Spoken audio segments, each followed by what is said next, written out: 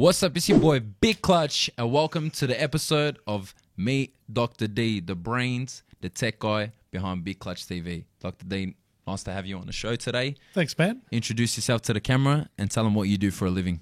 All right. I am now called Dr. D, and I'm a podcast and content producer. So I do audio, visual, whatever it takes to get it out there. Nice. That sort of sounds like Dr. Dre. Is that like, did you steal the that name and just take off the RE or?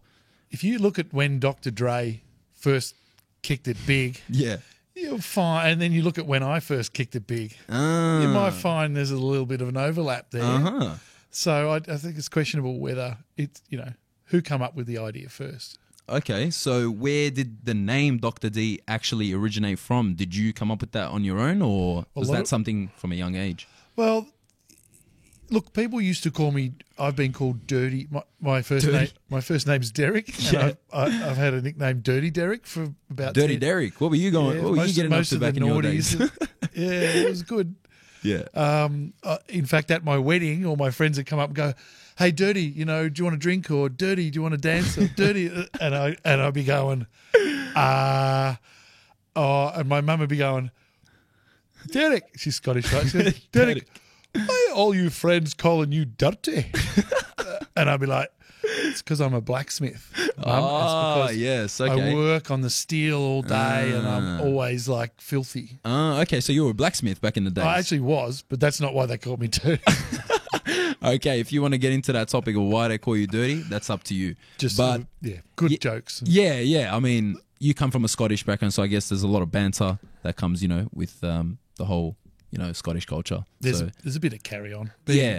Being an immigrant, from small family, immigrant family, I guess it's like that for everyone. There's things that you assume your parents have brought back from the home country, and then you find out it's just shit your parents have made up. You go, that's not traditional Scottish stuff. You just made it up. You've just made it up. Yeah, and you realise when you got your own kids that when you start making stuff up, you go, hang on a minute, maybe my parents just made all this crap up. And that's it. Yeah, and basically I wanted just to get an idea of what got you into this area of work. Like, why not a plumber? Why aren't you a plumber? Why aren't you a bricklayer? Why this? The hurt. It's the hurt. Yeah. I got. Who hurt you? Blacksmithing hurt me. Right, that's hard work. Yeah. Right. So I did that for a while. It was so hard, and then I got into being a scooter mechanic. So I worked on old vintage Vespas. For many years, became like the king of that, if you like. The king. In Melbourne, the king, the Grand Admiral, Super General, or whatever it is. Yeah. The dirty king. The dirty king of that, And I was, it was a dirty industry, so I was always dirty. Yeah. And I sort of fell over and, fell onto this. I was just decided I already had a little soundproof room for testing. It was like a dynamometer. It's like a machine you strap a motorbike to and just go for it. It was really loud. So I'd already built a room to keep the sound in. And I thought, I wouldn't mind doing a podcast. I've heard about these things. Yeah. And I thought, I'm going to build a little desk and get a microphone. And just, do you know what GAS is? GAS syndrome? No. Gear acquisition syndrome. Okay. Dudes get it. Photographers get it.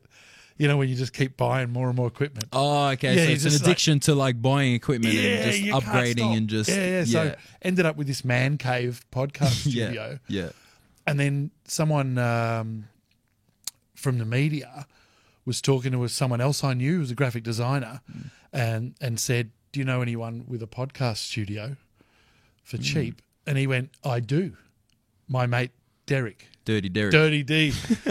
Dr. D. Dr. right? D. Yeah, Dr. D in the building, yeah. And he's got one. So she came around and started recording in here, not in this room, in the little studio next door. And I loved it. And then once she did, then I'd be name dropping, right? Loved name dropping. Yeah. And I'd be going, "Oh, you know what? I record for Mrs. X. Yeah, right? Mrs. X, yeah. And then that would give them a confidence. Yeah. So, so I went from being an amateur name dropper to a professional name dropper. Beauty. So now, and then people trust you because you work on them, and now it's all blown right out, and Yeah. everyone is comfortable coming here, Yeah, of course. including this major super new star, the Big Clutch. Making me blush over here. Dr. D, Dirty Derek, come on. Don't need to gas me up like that.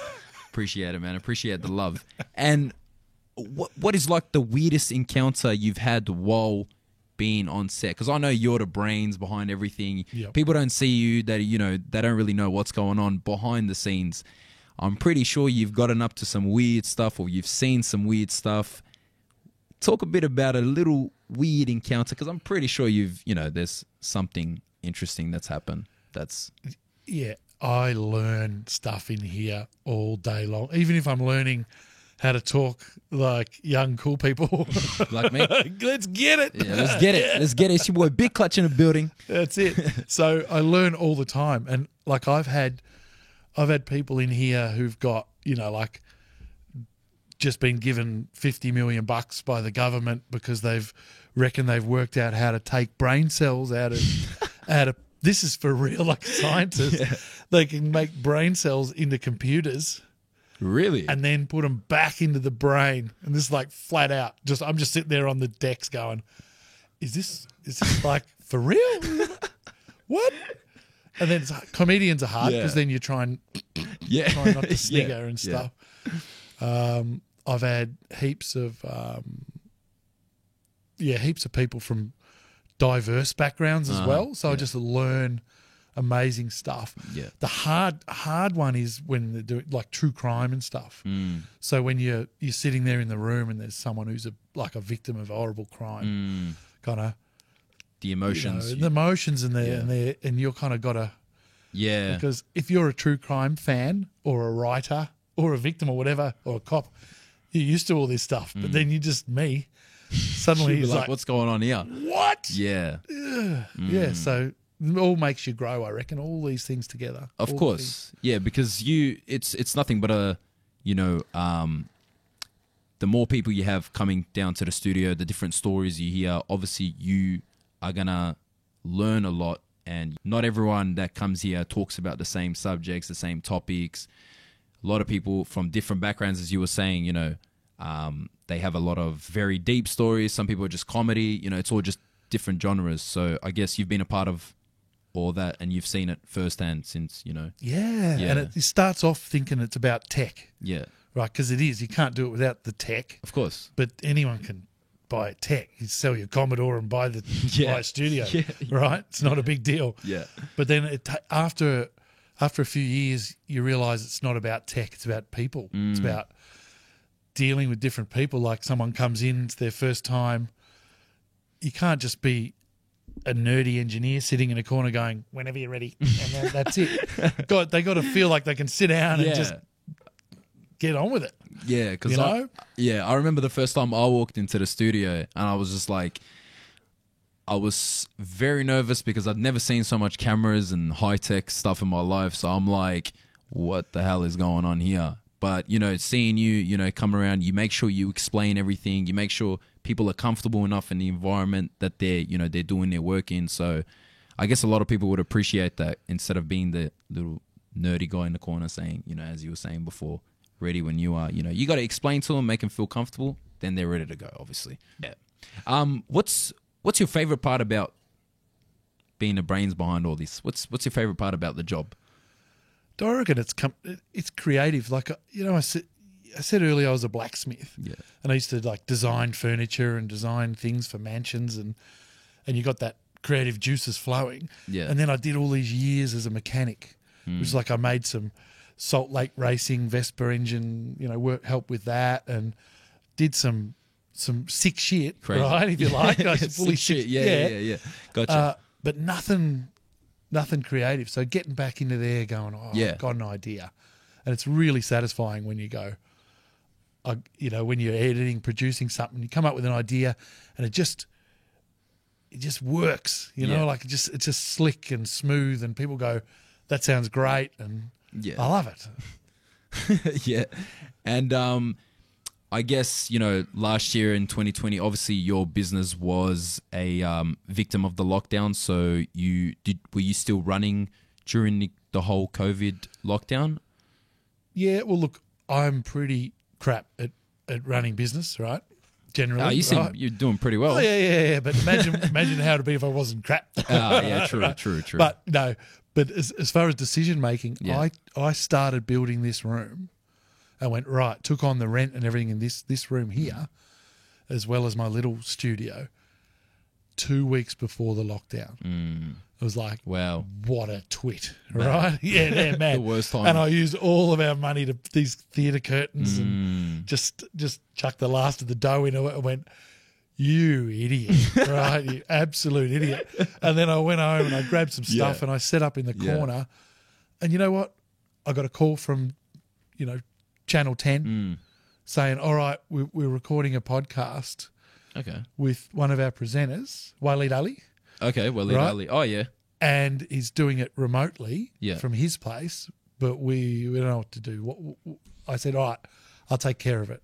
So I set up a whole little satellite studio in the corner of my little bedroom in my tiny little house in Preston. Yeah. And put a green screen Nice, behind me, took a nice, photo of this, Yeah. made it look like I was in there. Yeah. I wasn't trying to trick anyone. Just like I got you. comfort. And so the idea is to use the same skills online and redundancies and be able to record in 3 different ways to make sure that an epic interview. So I did that series for them during the lockdown, Yeah. and then started helping other people. I probably spent the first mini lockdown. We call it a mini one now because the next one was bigger. Right? Yeah. The first one, if someone asked me, I said, "Oh, what do I do?" All I did was spend the first month teaching all of my clients to never need me again. Right? Yeah. And it didn't work like that. They all come back going, we're back. Yeah. Yeah. But yeah. No, that's it's sick that you still got a bit of work and you still were able to do your job, but you had to obviously alternate and do it online, Yep. which kept you going, obviously, which is good. Just to talk about the lockdown a bit, because I know you have your own sort of opinion, so I just want to hear yours. How do you think the government has handled the whole lockdown business, Dirty Derek? Alrighty. So there's 2 governments here involved: the state government of Victoria Yep. and the federal government. Yep. So there's one of them, Yeah. boo, and one of them, yay. So Cheer it's on. hard to, Yeah. So I think Daniel Andrews should be made into a bronze statue after he's Really? dead, right? Or not him. They should. I think he's an absolute legend. Yeah. An absolute legend. Yep. To have the guts to just stand up to that Murdoch media bull Yeah. dust, right? Yeah. Constantly. It was absolutely disgraceful. And I'm pretty passionate about this because this is real. This is life and death of your families, Really and happening, it's real stuff.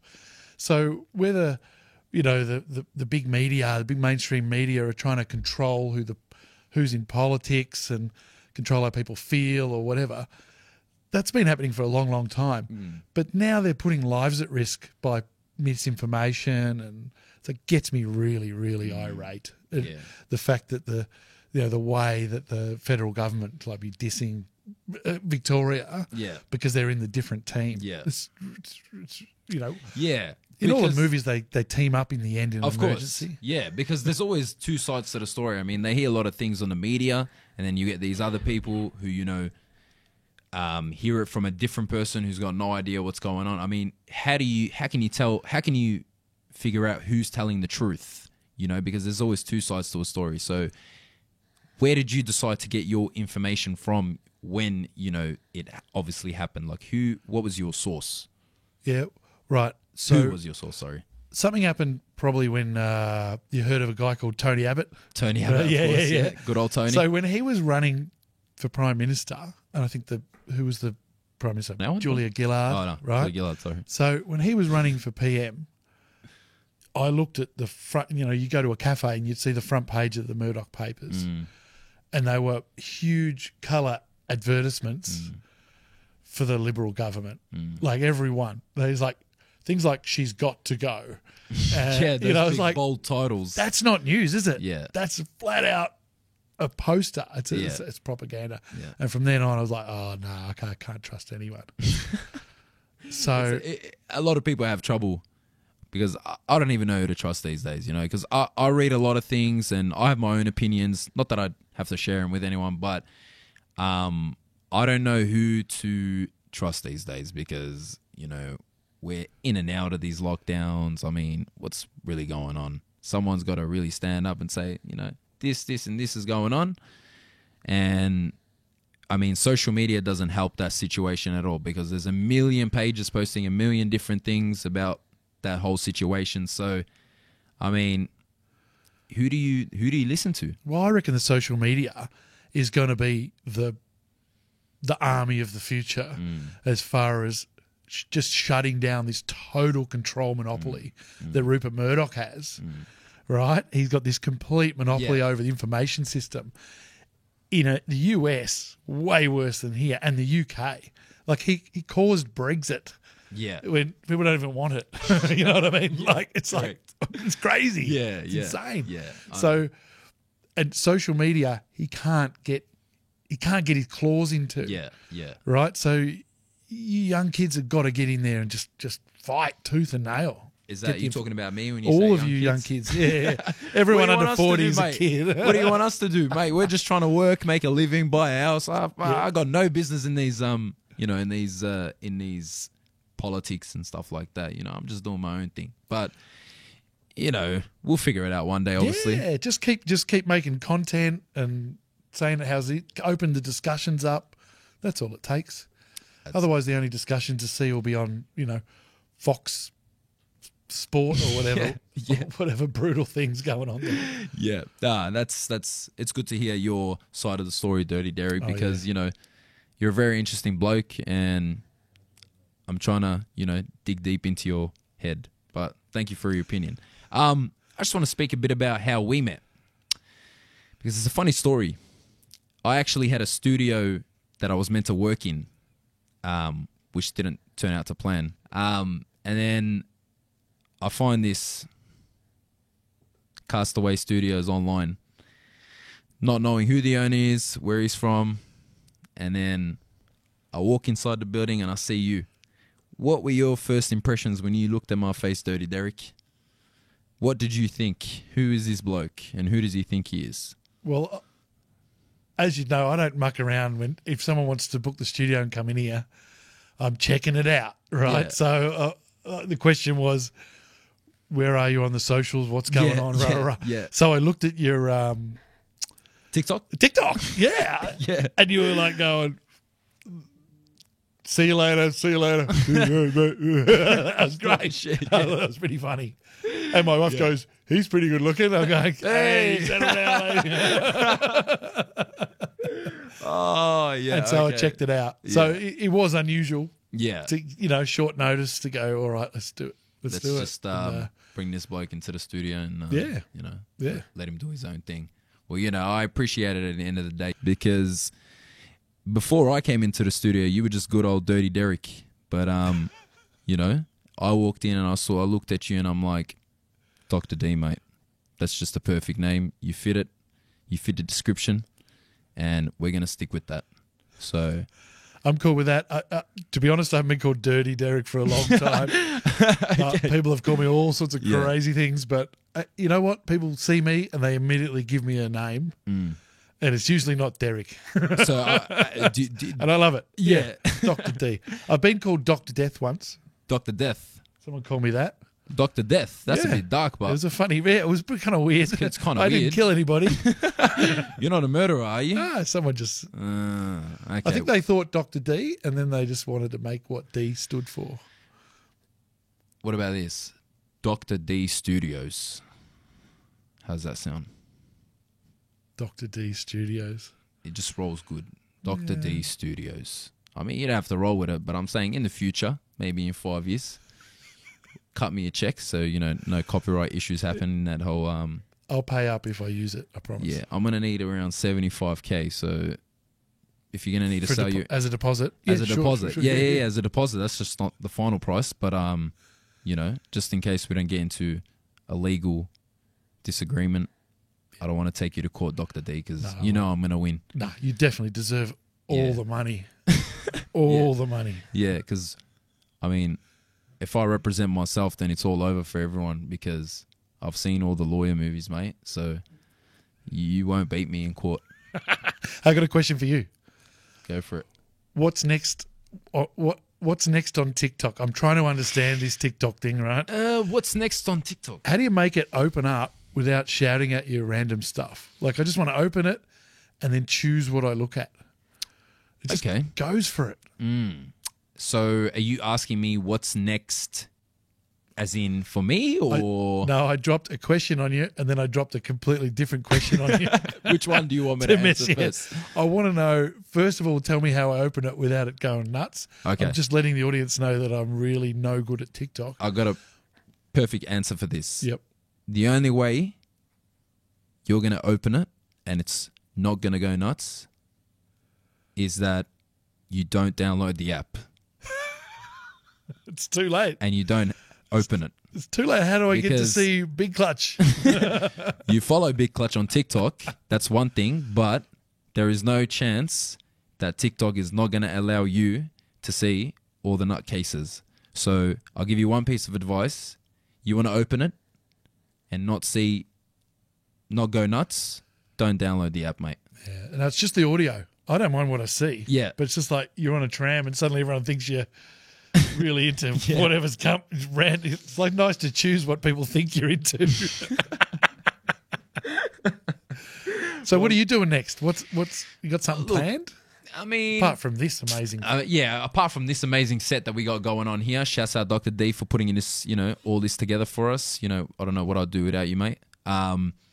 What I have planned next is I want to be able to take this to the television. I want my own show. So, full TV like Ellen DeGeneres, but yeah. Clutch DeGeneres. Just me and a crowd, give out some things, have a bit of a laugh. But for now, I'm just going to focus on interviews. I'm going to focus on this YouTube, the podcast. Try get all these interesting people, start off in my home city, Melbourne, get as much people I can on the show. I'm just trying to organize all these things, take it to the next level, get some music involved as well, get some rappers, get some artists, get all sorts of interesting people. Starting with you, Dr. D, obviously you're one of the interesting people that come out of Melbourne. You're from Melbourne, right? I am. Shouts out Melbourne. What are those people called that dig up fossils for dinosaurs? Paleontologists. I really want to interview a paleontologist. Oh yeah. I don't know why. Just want to see what they're about, Be really amazing to see what I understand what they do, and they'll tell you all the interesting things Yeah. they found and breakthroughs of what we used to think and now we think this about how old dinosaurs are. But why they're doing it. Exactly. Like, why? How do you...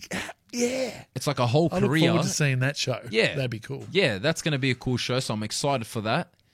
So yeah, man, just keep things, I want to be like the new upcoming, I like the Melbourne Joe Rogan. Yep. Someone you want to talk to, chill with. I'm not going to really, get into who I'm going to interview, names and stuff like that, but I have a couple lined up. I'm not going to let you guys know. Let's keep that, subscribe to the YouTube channel. You can see all that. But yeah, just have a bit of fun. And yeah, have you behind taking care of all the tech stuff, Dr. D, because you want to be on board. You're part of Team Clutch now and you can't back out, mate. That's it. You're locked in, mate. You're not allowed to leave. Sounds amazing. I'm looking forward to every one of them. Big Clutch is the team you want to join, mate, because we're like the Avengers. Fantastic. And I'm like Iron Man. Tony Stark. Tony Stark. Yeah, Tony Stark. So yeah, that's if that answered your question. I'll Hopefully it did. be the green guy. Yeah, the Sure. green guy. Yeah. Dirty Derek in the back, Yeah. Incredible dirty. Dirty. taking care of all the the dirty stuff in the back. Yeah. I'm just joking, mate. I'm not gonna call you Dirty Derek no more. Dr. D is the name, and I'm gonna stick to that. But anyway, hope you guys enjoyed the episode today with Dr. D. It's good to have you on the show. Really appreciate you, mate. Thanks, and Big Clutch signing off. Let's get it.